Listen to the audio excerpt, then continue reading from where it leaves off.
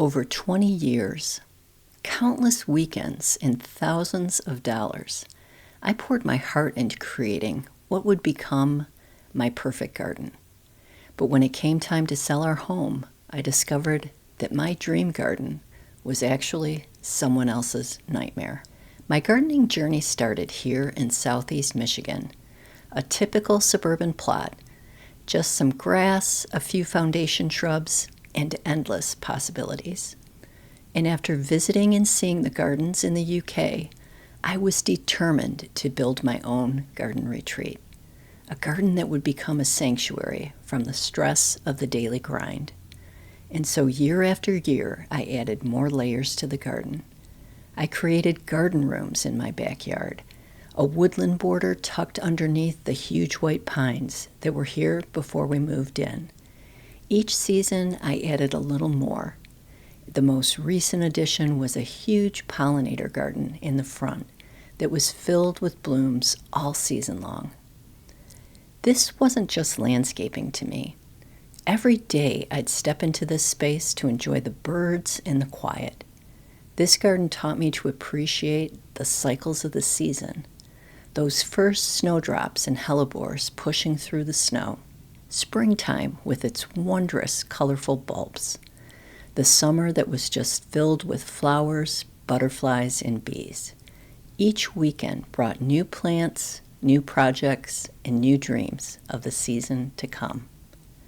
This space helped me deal with the stress of an engineering job and provided a much-needed quiet place to listen to the breeze, to feel the sun on my head, and to just appreciate the beauty of God's creation. This garden wasn't just a beautiful hobby. It was my therapy. Friends would visit and loved spending time outside. And I think the person that loved this garden as much as my husband and I did was my mom. I still have a little note that she wrote the first time that she sat on the patio a few summers ago. She used to live in northern Michigan, but after my dad passed away, we moved my mom downstate, and my garden was one of her favorite places to be. This garden was more than plants and pathways, though.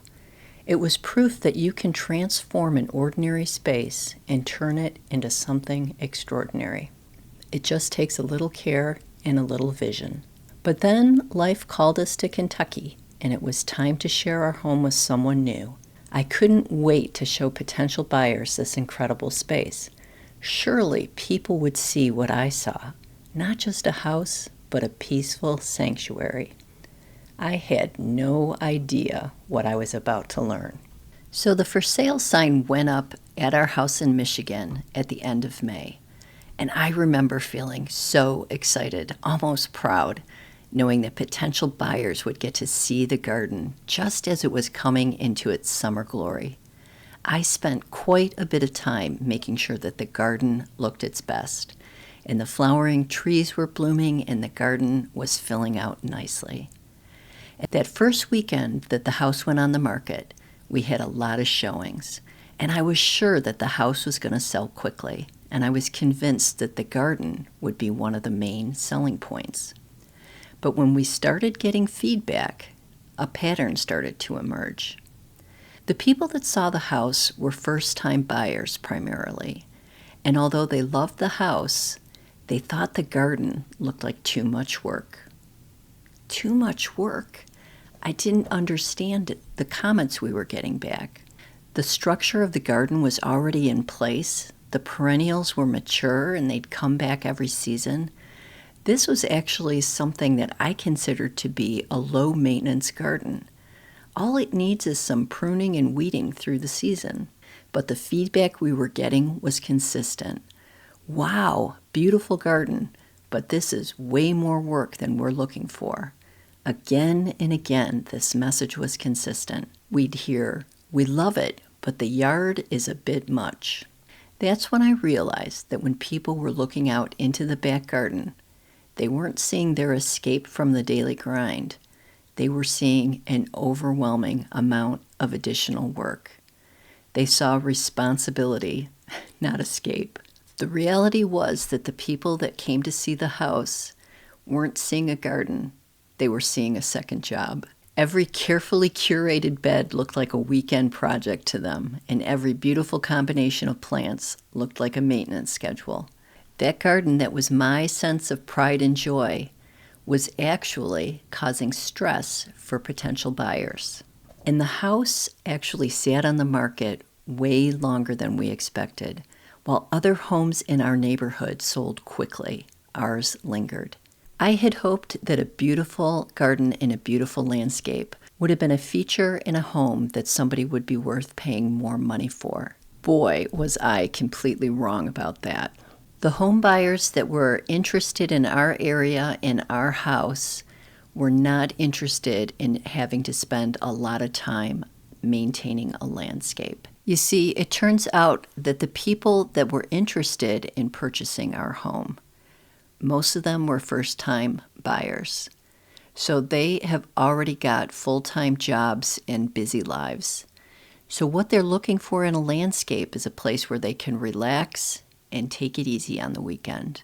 But the size of my garden was so big, I think that when they looked out at the landscape, although it was beautiful, it just represented a lot of work. Would I create that garden again? Absolutely, and I'm definitely planning on doing just that at our new forever home.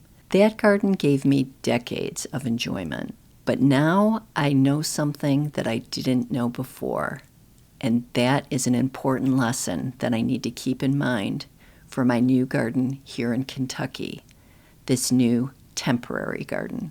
As I've talked about in previous videos, my plan is to try to make this space beautiful, even if it's temporary, because we're going to be here for 2 to 3 years while we build another home. And there's no way I can go that long without gardening. But I'm thinking about this space in a new way now that I have the experience of selling our Michigan house.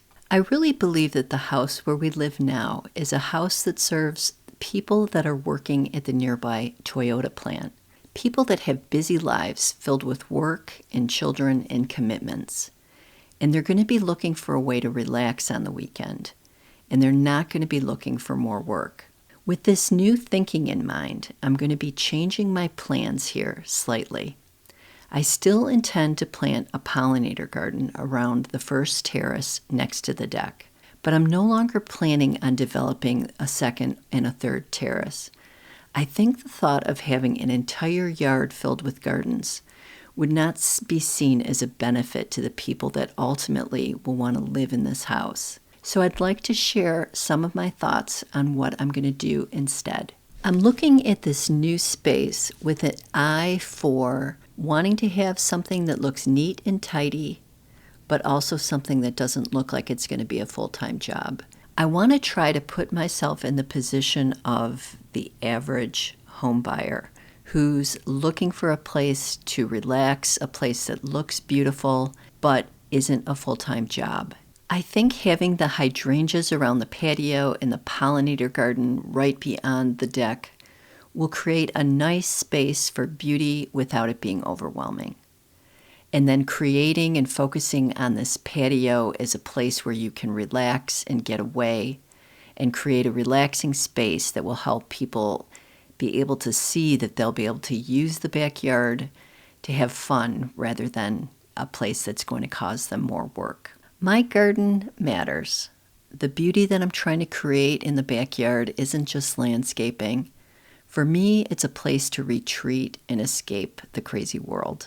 It's still important for me to create a beautiful garden, but now I'm simply choosing to be a little bit more strategic about how I spend money, because the people that will ultimately buy this house will have their hands full.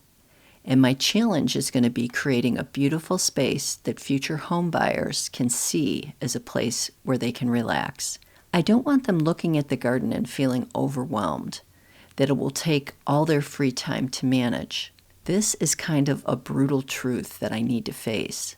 Not everybody loves gardening the way that I do. So now I'm going to be adding beauty to this space in a way I can take things with me when I move. As we've discussed in previous videos, I'm going to focus on containers and creating a low-maintenance space. It's going to look neat and tidy, but hopefully won't look like it's going to require a full-time gardener to maintain. I want people to feel like they're going to be able to enjoy the space. So let's hope I can remain strategic while still following my garden dreams. The reason for this video is because people were asking if they thought that my garden would get more money when we sold the house. Unfortunately, our Michigan garden wasn't seen as having a huge benefit worth paying for. Instead, what they saw was a concern that they wouldn't be able to maintain the amount of effort it would require. And that, unfortunately, is the harsh truth about beautiful gardens that we don't always talk about. I'd love to hear what you think. Have you been faced with something similar? And what advice would you give? Please leave your comments below so that we can all learn together. Well, that's it for this video, friends, and I'll see you in the next one.